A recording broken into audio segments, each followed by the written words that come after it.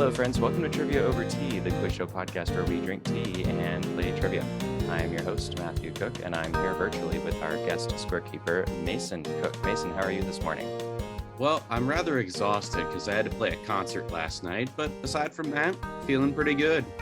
Oh, well, I appreciate you writing questions for me last night anyway, despite your concert. So thank you. Let's meet this week's contestants. First, we have Susanna. Hi, I'm Susanna McDonald. I'm a pianist, and today I'm drinking, my tea is Paladete's Blue of London Earl Grey tea. Very good. Well, thank you for being here today. And we also have Michael. Hi, I'm a pianist from the UK. My name is Michael Leach, and I am drinking Turkish black tea. Very good. Well, thank you both for being here today. As with all of our regular episodes, we'll have 4 rounds of questions today, each with a slightly different format. And so without further ado, Mason will explain the rules for round 1. All right, round 1. It's first general knowledge round. Questions are worth 10 points apiece. Each contestant will get 5 questions on a wide variety of subjects. All righty. Susanna, are you ready for your 5 questions? As ready as I can be. Okay. Question 1. What U.S. state or territory contains the largest island in the country? A, Alaska, B, Puerto Rico, or C, Hawaii? Hawaii? That is correct. The island of Hawaii, also known as the Big Island, is the most extensive at 4,028 square miles. The island of Puerto Rico is 3,515 square miles, and Alaska's Kodiak Island, 3,595 square miles. Question 2. What percentage of the human brain is water? A, 64%, B, 78%, or C, 41%? 78%? That's correct. Yes, nearly 80% of the brain is water. Question 3. French composer Ambroise Thomas's most famous operatic work was an adaptation of what Shakespearean play? A, Hamlet, B, Othello, or C, Romeo and Juliet? Romeo and Juliet? No, it's actually Hamlet. His Hamlet premiered in Paris in 1868 and includes the title character's drinking song, Au vin dissipe la tristesse. Oh, got it. Yeah. Question 4. Which of the following is not a city in the San Fernando Valley? A, Van Nuys, B, Calabasas, or C, Hidden Hills? Can you repeat that one more time? Yeah. Which of the following is not a city in the San Fernando Valley? A, Van Nuys, B, Calabasas, or C, Hidden Hills? A. That's correct. Van Nuys is a neighborhood within the city of Los Angeles. All right. Yeah. And finally, question 5. Which of the following apes has a prehensile tail, meaning it can grab things with it? A, a spider monkey, B, a lemur, or C, a chimpanzee? Which one can or cannot? Can. Yes. Chimpanzee? It's actually a spider monkey. Believe it or not. Yeah. All right. All righty. Michael, are you ready for your 5 questions? I am. I'm not sure I'm going to do as well as Susanna, but yeah, All right. We'll see. Question 1. Which human artery is the only artery to carry deoxygenated blood? A, the aorta, B, the pulmonary artery, or C, the radial artery? Oh, it's bringing back me to my A-level biology class. Is it the aorta? It's actually the pulmonary artery. Oh, the pulmonary. Yeah. Question 2. On May 25th, 1660, what king of England landed at Dover, having spent the previous 9 years in exile during the Commonwealth period? A, Charles I, B, Charles II, or C, James II? Don't know this one. I'm going to go for A, Charles I. It was actually Charles II. He was the eldest surviving child of Charles I, who was executed in 1649 during the English Civil War. Charles II was defeated by Oliver Cromwell at the Battle of Worcester in 1651 and fled to France. Cromwell died in 1858, throwing the country into political chaos. And so Charles was invited to return to England, and the monarchy was restored. I sort of remember that from like middle school. Yeah. Yeah, this was the restoration of the monarchy. Yeah, but Charles I was already dead by this point. James II was Charles II's successor. Right. Yeah. Question 3. Which of the following works by Gilbert and Sullivan premiered first? A, The Mikado, B, Pirates of Penzance, or C, the HMS Pinafore?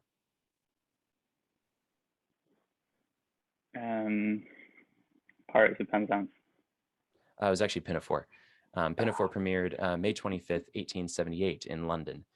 Pirates premiered in 1879 and The Mikado in 1885. Right. Question 4. Which of the following is not an English county? A, Shropshire, B, Cawdorshire, or C, Devon? Could you repeat the B? B, Cawdorshire.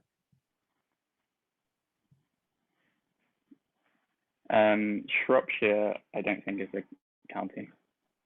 Well, Mason, where is Shropshire? Shropshire is right along the Welsh border. Okay. Oh, okay. So is it B? Because I have no idea what. Yeah, B it is. It is B. Yeah. And I think you made that up, Mason. I took the name of the fictional Thane from Macbeth and Chuck Sheeran at the end of it. Yeah, good question. I thought it was a kind of trick question and that it was going to be some really obscure place that I'd never heard of. But I kind of assumed it was like a Scottish county, but then I looked it up and then I remembered Thane of Cawdor from Macbeth. But yeah, no, it's just made up. Finally, question 5. In 1705, at the age of 20, J.S. Bach applied for 4 weeks leave from his job as a church organist in Arnstadt to travel to Lubeck to hear the prominent composer and organist Buxtohuda play.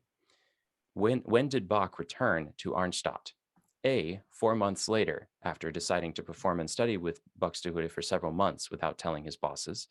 B, 2 weeks later, after hearing Buxtohuda play for the first time, realizing that he played better than him. Or C, Bach never returned. I'm going to go for B. It's actually A, 4 months later. Bach apparently made the journey from Arnstadt to Lubeck on foot, which is a 280-mile walk each way. Wow. And apparently he didn't tell his employers in Arnstadt that he was going to do this, so he just left and studied with Buxtohuda for several months. Well, that's the end of round 1. So, right. Mason, can you please give us a score update?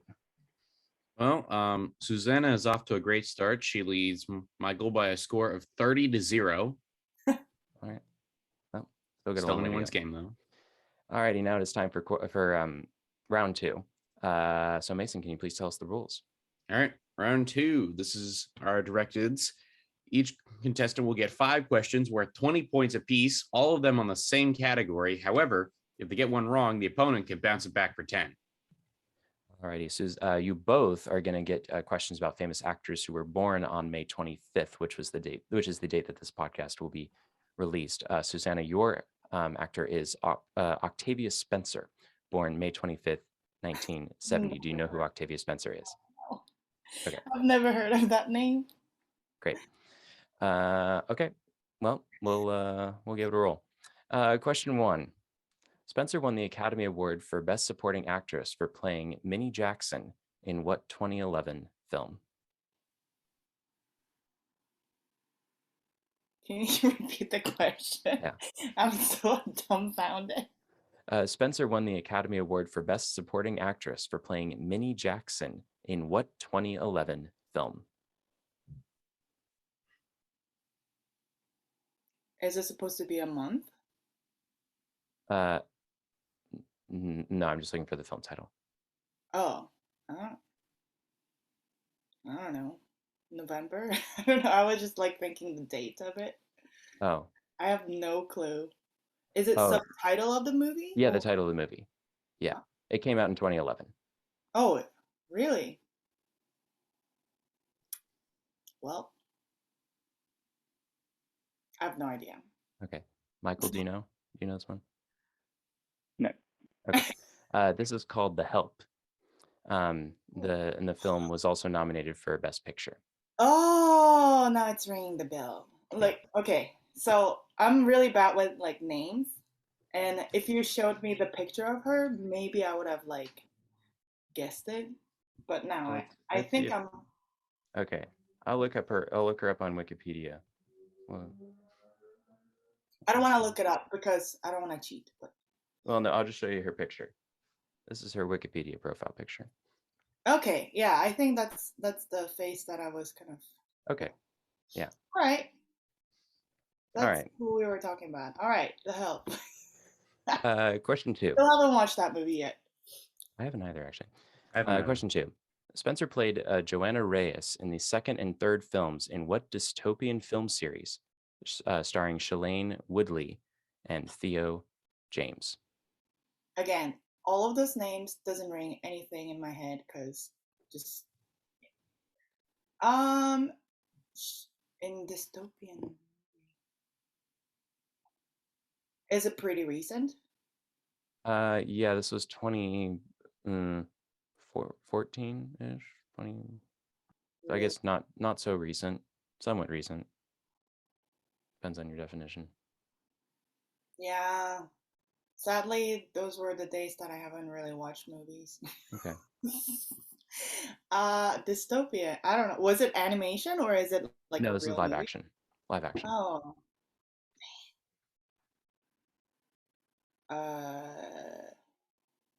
Do we have a time? Not officially. I I don't do need think to do it's my gonna laundry today. matter if I get more time. I don't know. No. Okay. All right. Michael, do you know? Did you say TV series or film? Film Okay. series. No, I have no idea. Okay. This was the Divergent series.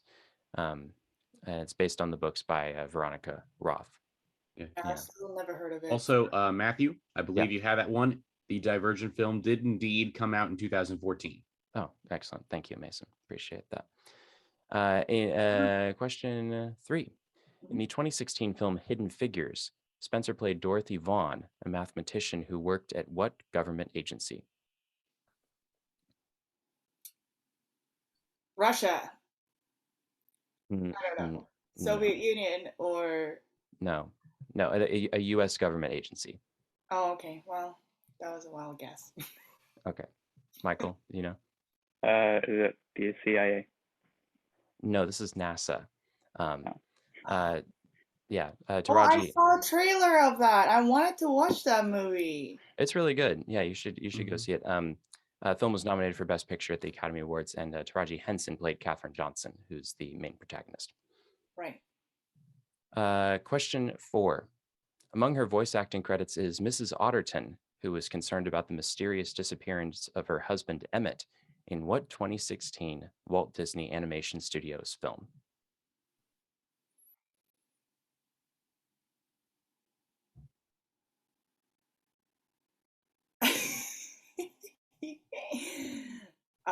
She was Mrs. Otter. Yeah, Mrs. Otterton. So she's an otter. I feel like A lot of animals in this film. I know. I feel like I watched this and I still don't remember. That's sad. Entirely animals. And it's pretty recent. 2016. 2016. And it was all animals? Were there All people? animals. Animated film. They like have their own city. And there was a bunch of corruption and whatnot. You know, I watched this movie and I don't remember the title. This is sad. The only movie that I, of all things, Michael, do you know? Don't think so. Shoot. Oh my gosh. I'm gonna be so pissed once you say this title. Okay, you can say it because I don't want to. And Michael, you don't know. I'm gonna guess Watership Down.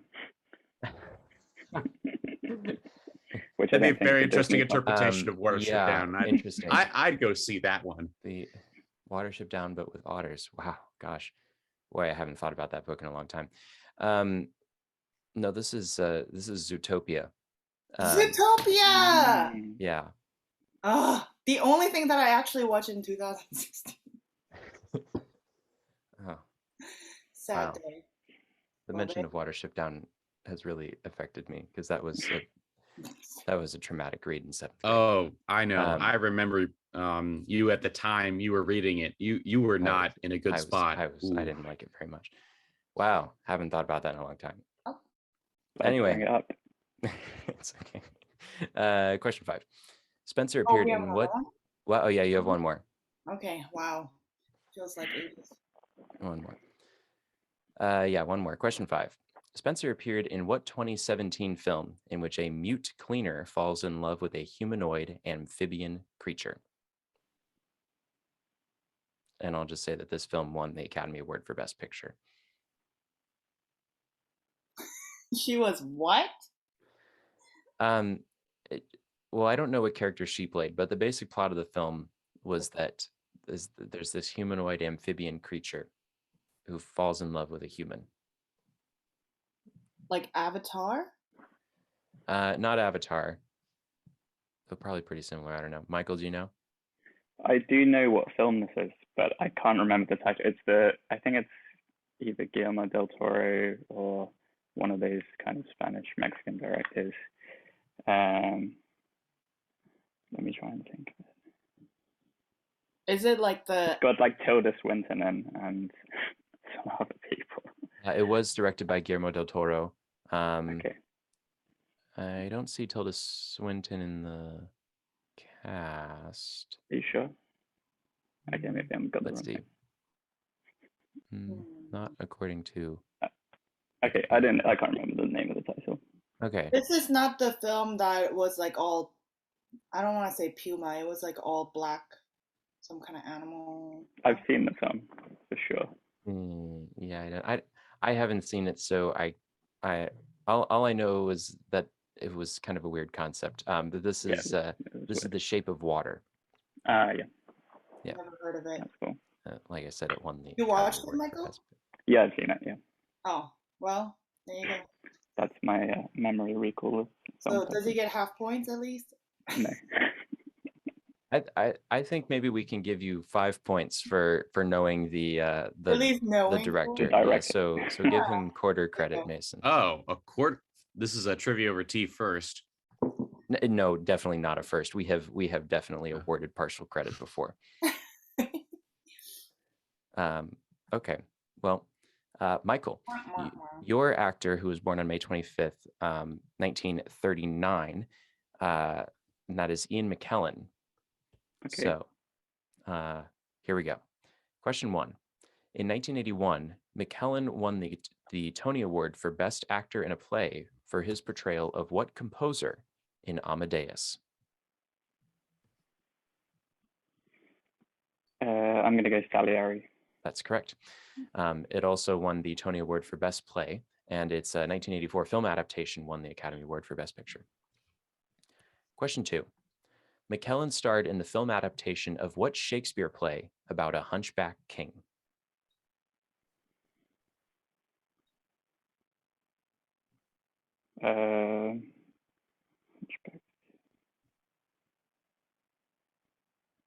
Richard III. That's correct. It was based on a stage production that also starred Mckellen. The film was known for its unique placement of British landmarks throughout the film. Question 3. More recently, Mckellen played what wizard in the Lord of the Rings and the Hobbit films? That's easy. Gandalf. Yes, that is correct. Question. Gandalf? Yeah, he was Gandalf. Oh. Yeah. Question 4. In 2006, Mckellen played British Grail historian Sir Lee Teebing in what film in which a Harvard professor and a police cryptologist search for clues in the painting The Last Supper?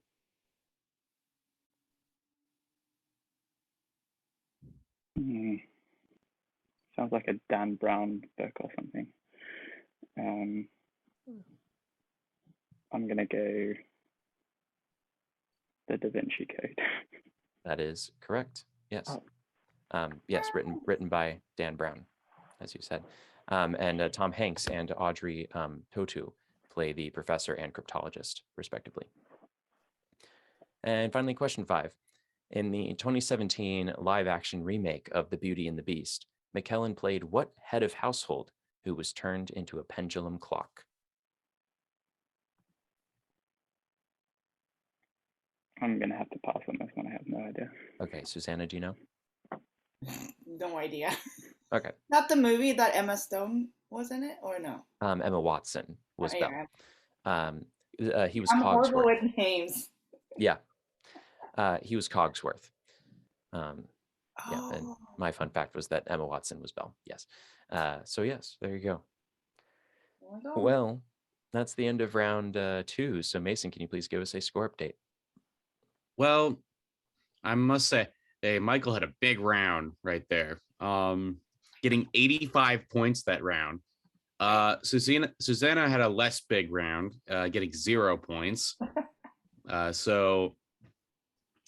Right now, after 2 rounds, Michael was in the lead, 85-30. Alrighty, now it is time for round 3. So Mason, can you please tell us the rules? All right. Round 3, our second general knowledge round. This time, correct answers are worth 30 points. And if you get it wrong, your opponent can get it right for 15. Alrighty, Susanna, are you ready? I don't know. I feel defeated. Fair enough. Question 1. The Rose Kennedy Greenway is a park on top of the tunnel that carries what interstate highway through downtown Boston? Say that again. The Rose Kennedy Greenway is a park on top of the tunnel that carries what interstate highway through downtown Boston?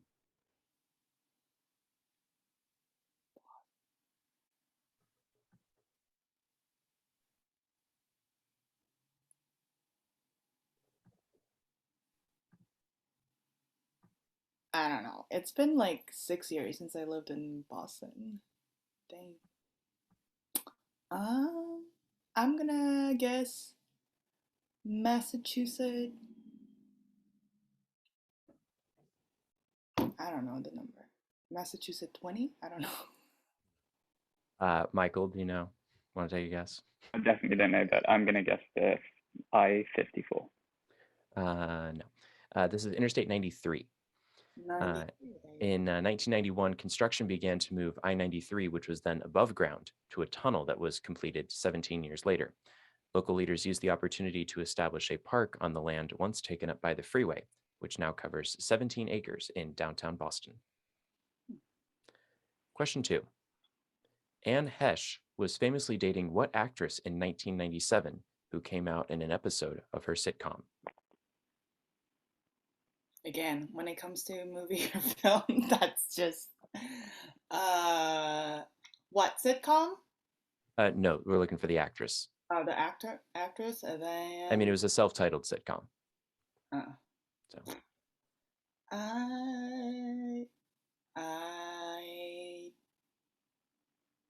I wouldn't know. okay. Michael? Seinfeld? No, she was dating Ellen DeGeneres. And their relationship and subsequent breakup was widely discussed in the media. Yes. Question 3. The color green can be generated by combining which 2 primary colors? Green? Yes. Yeah. Yellow and blue? That is correct.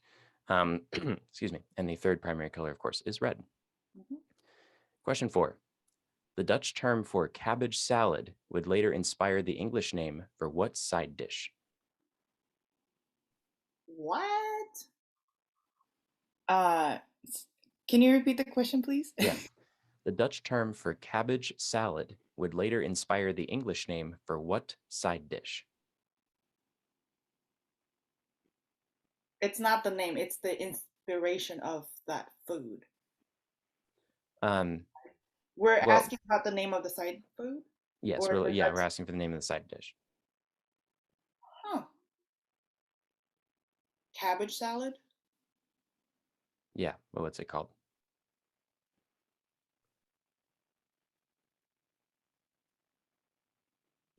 kind of gross. I don't like it. I never eat it because it's often served with like Oh, burgers is it and coleslaw?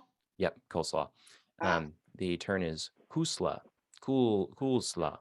apparently in nice. Dutch. And finally, question 5. Famous French mezzo-soprano Germaine Baylac is said to have played the titular role of what Bizet opera over 3,000 times over the course of her career? Carmen? Yes, that's correct. Mason, how did she do it 3,000 times? Well, she was popular enough, and also just everyone did Carmen, and so This seemed like a high number to me. Yeah. Isn't that like every night? for that's 10 years? allegedly how many times she did Apparently. it. That would have to be. Wow. Well, good for her. So Good- she did it good like girls. 3 or 4 times a week? Probably for a couple of decades, I would assume. Hey, So- she made a Maybe lot she of was- money doing it, so I'm not going She to might have question been it. doing matinees as well as evening performances. Right, exactly. That's true. That's true. That's a lot of singing, That is a lot of singing. Carmen. Well, Michael, are you ready for your 5 questions? I am. Okay. Question 1.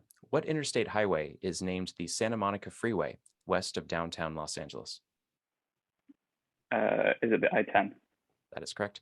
I And it think is the that- it is the San Bernardino Freeway east of downtown. Question 2. In the novel and film Jurassic Park, Captain of Industry John Hammond decides to open his theme park at what fictional place whose name translates from Spanish to Clouded Island? Trying to remember my Spanish.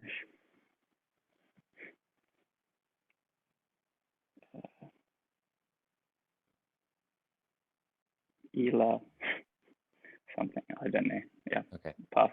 Susanna, do you know? Nope. Okay. This is Isla Nublar, apparently. The island is described as being off the coast of Costa Rica. Oh. Question 3. What is the lightest element on the periodic table?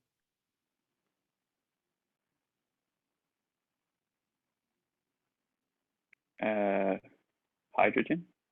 That is correct. Yes. Question 4.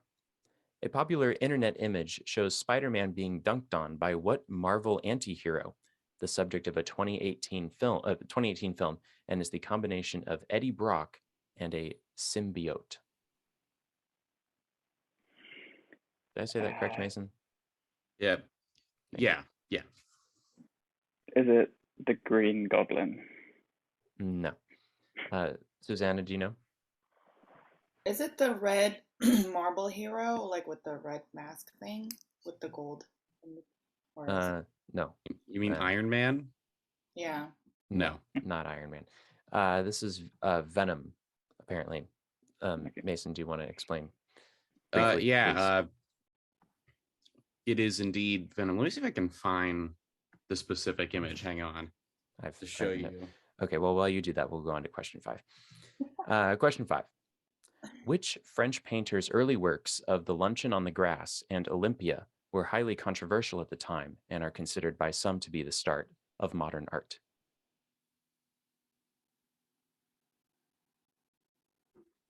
Is it Renoir? No, not Renoir. Susanna? Is it the pointillism thing? We're looking for the painter. The painter name? It starts with S, I feel like Sam something. Cezanne. I don't know. No, it does not start with S. This is Edouard Manet. Manet, yes. I'm shocked that I was able to come up with an art history question. Mason, did you find the image? I did indeed. Look at this beautiful image right here. All right, Got it. This is what it is. interesting. I don't think I've seen Okay. that before. Make sure to send that to Dad so he can tweet it out.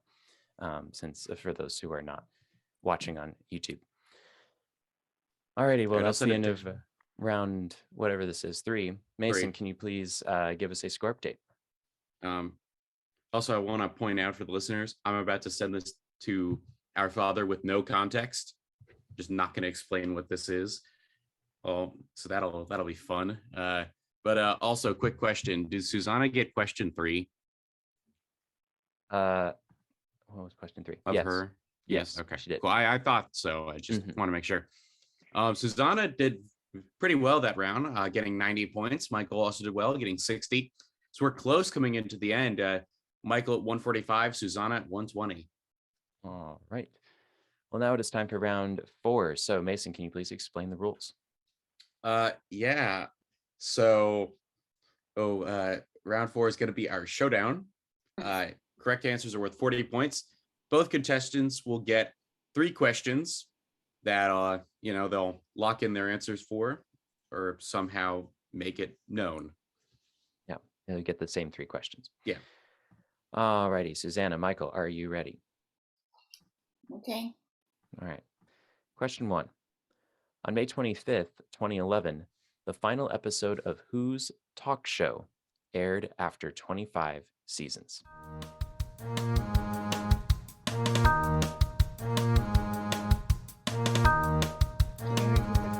Yeah. On May 25th, 2011, the final episode of Who's Talk Show aired after 25 seasons.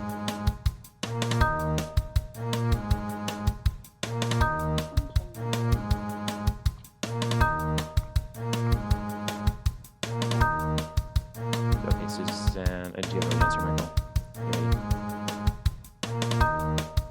I don't know, but I'm just going to make a wild guess. All right, Susanna, what's your answer? Do we like write down and show it all at the same time, or what do we do? I'll call on you one at a time. So, Susanna, what's your answer? I said Oprah.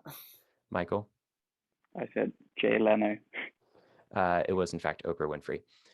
Before the final episode aired, a 2-part special was filmed in front of the United Center in Chicago before a crowd of 13,000 people. Whoa. Yeah. That's a show. Question 2. In which Italian city was the composer Gaetano Donizetti born that is now the location of the Teatro Donizetti?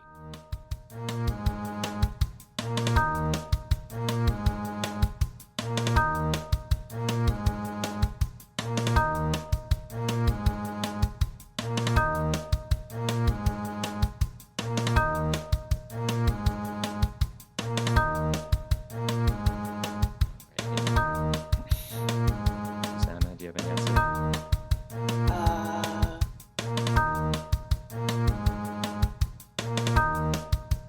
Donizetti. I know where Puccini is, but I don't know where Donizetti was. I am just gonna guess that it was in Montepulciano or somewhere like that. Right, Michael?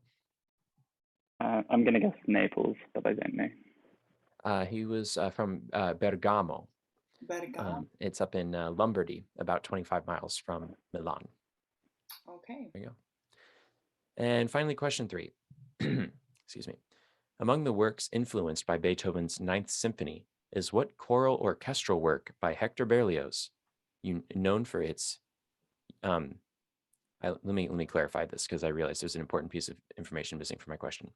Among the works influenced by Beethoven's Ninth Symphony is what choral orchestral work by Hector Berlioz, based on the Shakespeare play of the same name, known for its unique structure?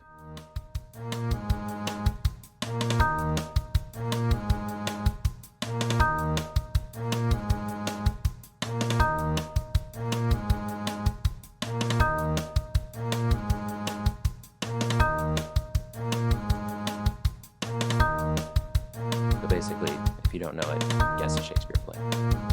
Yeah. We'll start with, do you, either of you have answers? Okay, you need 10 more seconds to think about it.